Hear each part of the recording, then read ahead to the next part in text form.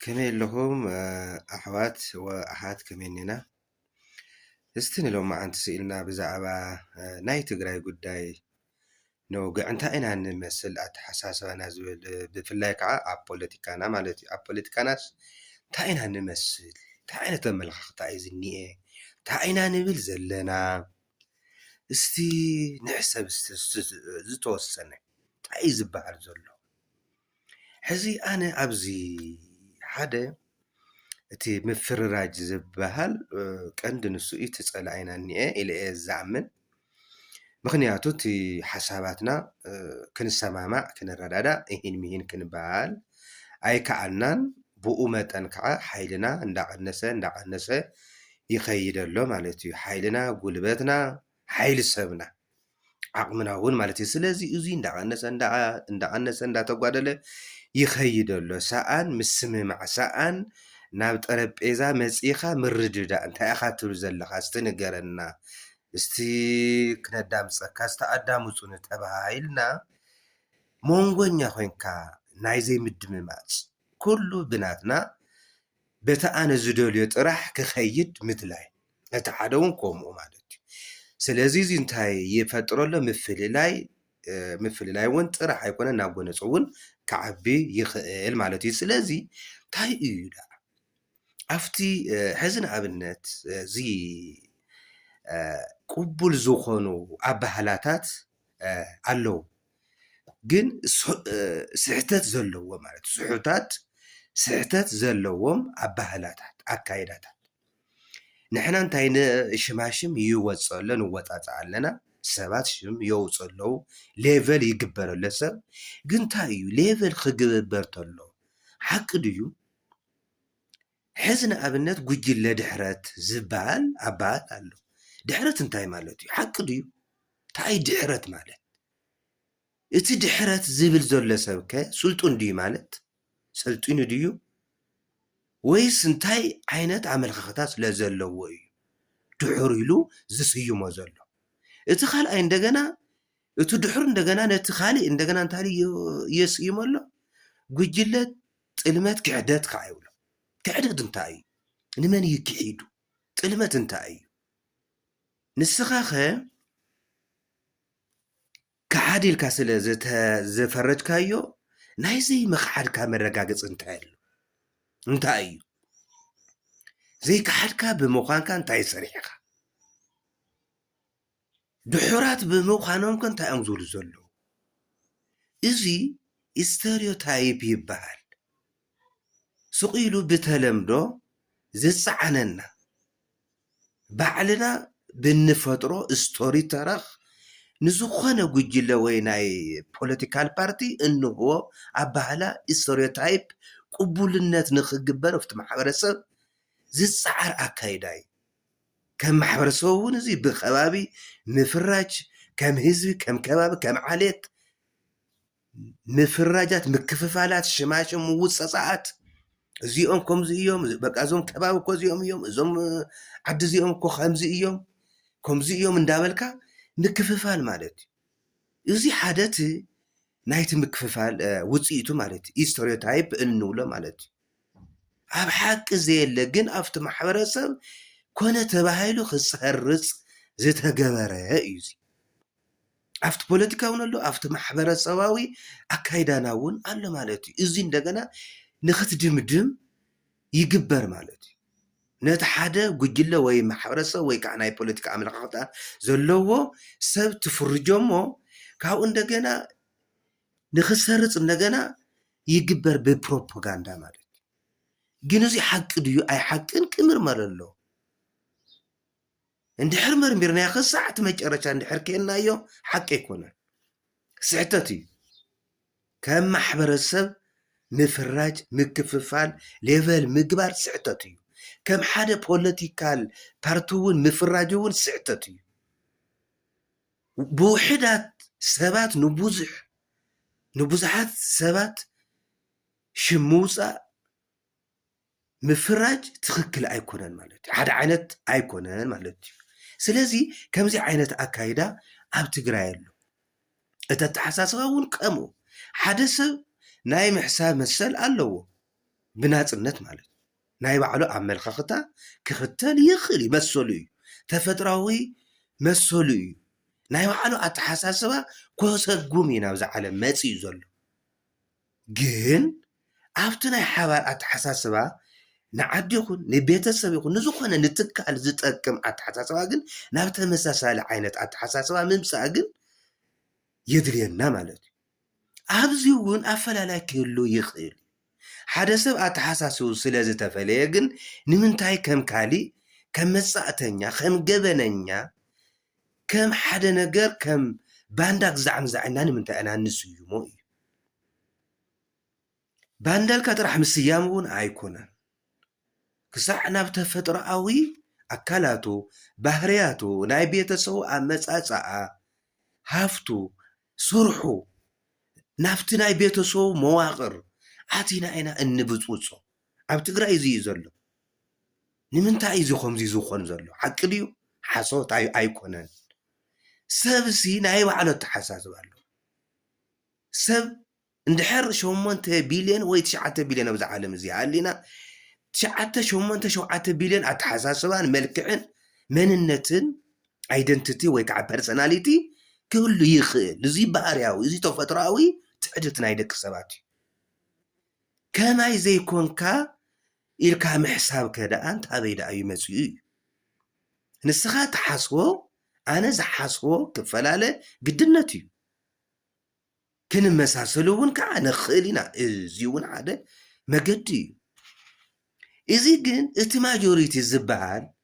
እንድሕር ሓደ ዓይነት ኣተሓሳስባ ወይ ተመሳሳሊ ኣተሓሳስባ እንድሕር ሒዙ እቲ ማይኖሪቲ ከዓ ዝተፈላለየ ኣተሓሳስባ ኣለዎ ግድነት እዩ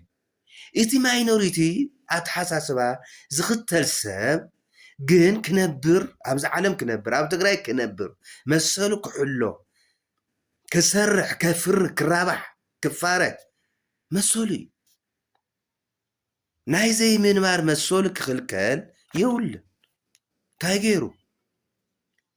ማጆሪቲ ዲክታተርሽፕ እንድሕር ሃልዩ ግን ነቶም ማይኖሪቲ ወይ ድማ ነቶም ኣናሳ ወይ ከዓ ዝነኣሱ ዝወሓዱ ኣተሓሳስባ ዝተፈለዩ ኣተሓሳስባ ዘለዎም ከጥፍኦም ኣይግባእን እዚ ማጆሪቲ ዲክታተርሽፕ ይበሃል ማለት እዩ እቲ ማጆሪቲ በቃ እቲ ዓብይ ዓሳስ ነቶም ኣናእሽተያት ዓሳታት ክበልዖም ኣለዎ ማለት እዩ እዚ ስሕተት እዩ ኣብ ትግራይ ግን ከምዚ ዓይነት ቴንደንሲ እኒአ በቃ ኣነ ዝበልክዎን ድሕር ተዘይተቐቢልካ ጥፋእ ውፃእ ካብ ትግራይ ውፃእ ከጥፈአካ ክቀትለካ ኣይትነብራን ኢኻ ኣብ ደገ እንድሕር ኮይኑ ካብ ትግራይ ወፃኢ ወይ ኣብ ካሊእ ዓዲ እንድሕር ኮይኑ ወይ ኣብ ደገ እንድሕር ኮይኑ በቃ ክትመፅእ ኢኻ እናበልካ ምፍካር ማለት እዩ እንታይ ገይሩ ከመይ ኢልካሲ በቲ ናትካ ኣተሓሳስባ ዘለካ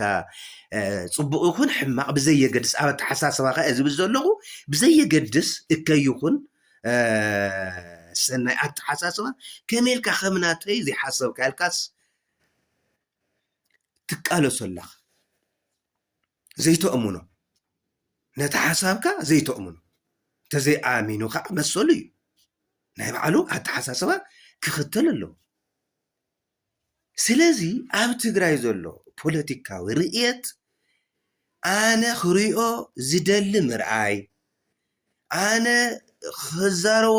ዝኽእል ነገር ካሊእ ሰብ ክዛረበለይ ምፅባይ ወይ ክኾነለይ ምፅባይ እዩ እዚ ስሕተት እዩ ተቃላስ እንድሕር ኮንካ ዓርስኻ ክኢልካ ተቃለስ ካሊእ ሰብ ከማይ ዘይሓሰበ ከማይ ዘይበለ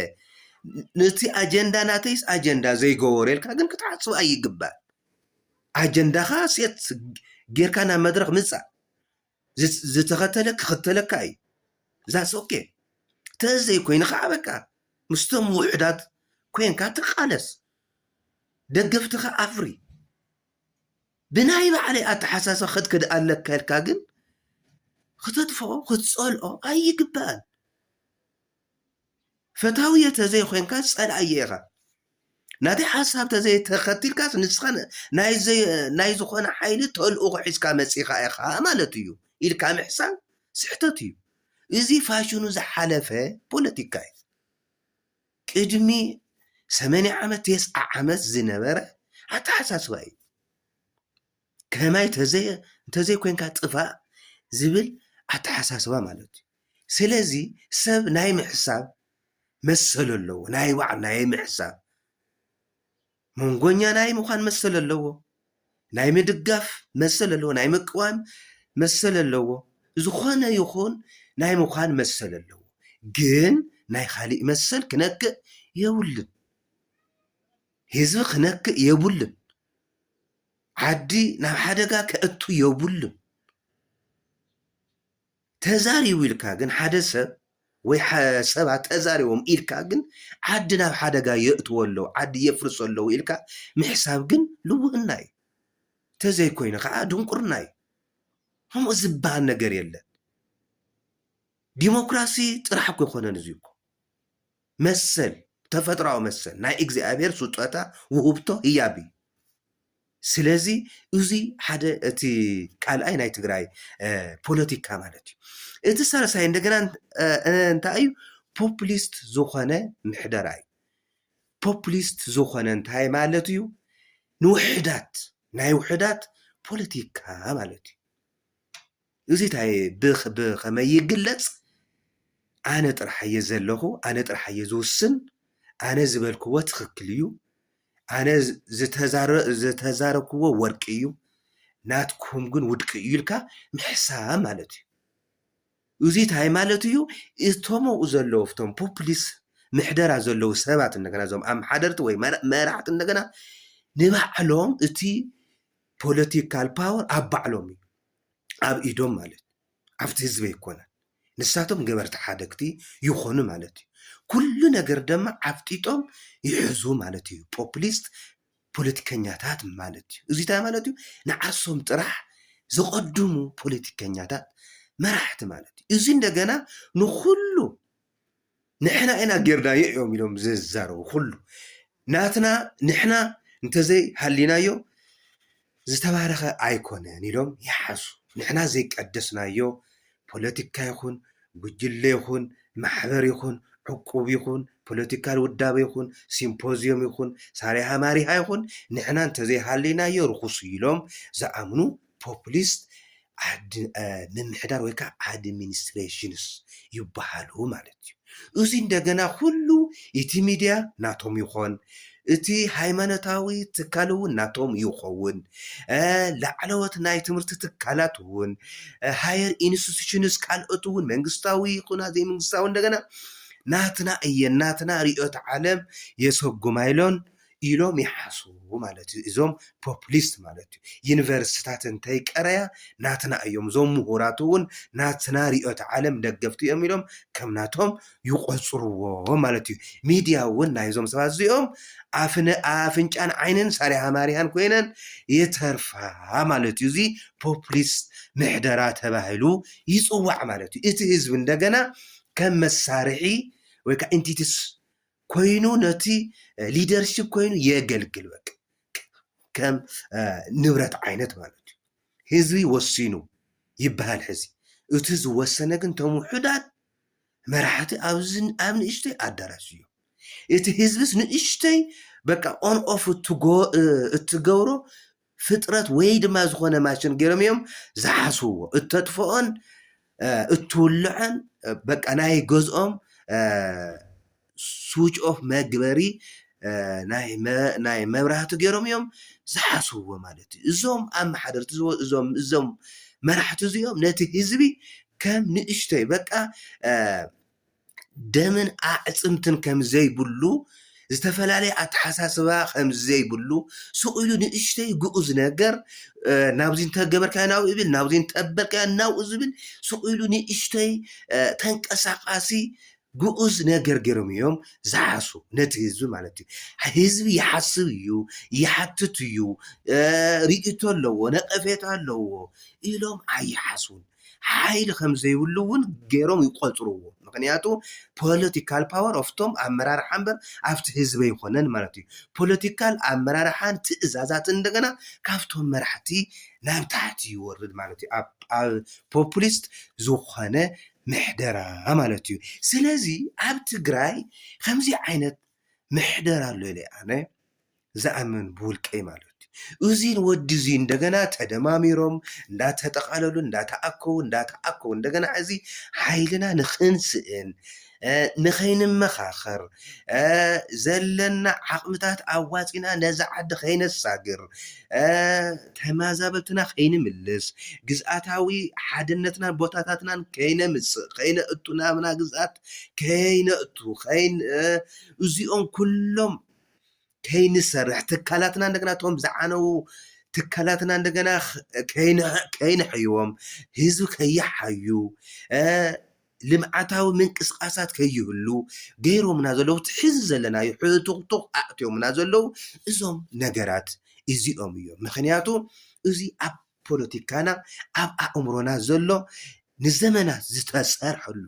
ብፍላጥ ይኹን ብዘይ ምፍላጥ ዝተሰርሐሉ ፖለቲካን ርኢተ ዓለምና እዩ ማለት ኢለ ዝኣምን ስለዚ እዚኦም እቶም ኣነ ዘዘርዘርኩም ተቀሪፎም ኣብ ትግራይ መፍትሒ ክህሉ ኣይኽእል ተዘይ ተኸባቢርና ተዘይ ተደማሚፅና ሰብ ብሓሳዊ ምምዛን ተዘይ ጀሚርና ምንቀኝነት እንተዘይ ኣወጊድና ብፍላይ ድማ ሓቋፊ ዝኾነ ስርዓተ መንግስቲ ዝደልደለ ብኩሉ ዓቕሙታቱ ሱር ዝሰደደ ስርዓተ መንግስቲ ስርዓተ ምሕደራ እንተዘይ ሃኒፅና ተጋሩ ከም ታሪክ ብታሪክ ተሓተቲ ኢና ታሪክ እውን ኣየስታውሰና ክንጠፍእ እውን ኢና ኢለ ይኣምን ማለት እዩ ስለዚ ንሎማዓንቲ ዝነበረኒ ምድላው ኣብዚ ወዲእ ኣለኹ ንመፃኢ ብካሊእ ዓይነት ትሕዝቶ ሒዘ ክምለስ እየ የቀኒየለይ ስለ ዘደመፅኩምኒ የቀኒየለይ ተንኪዩ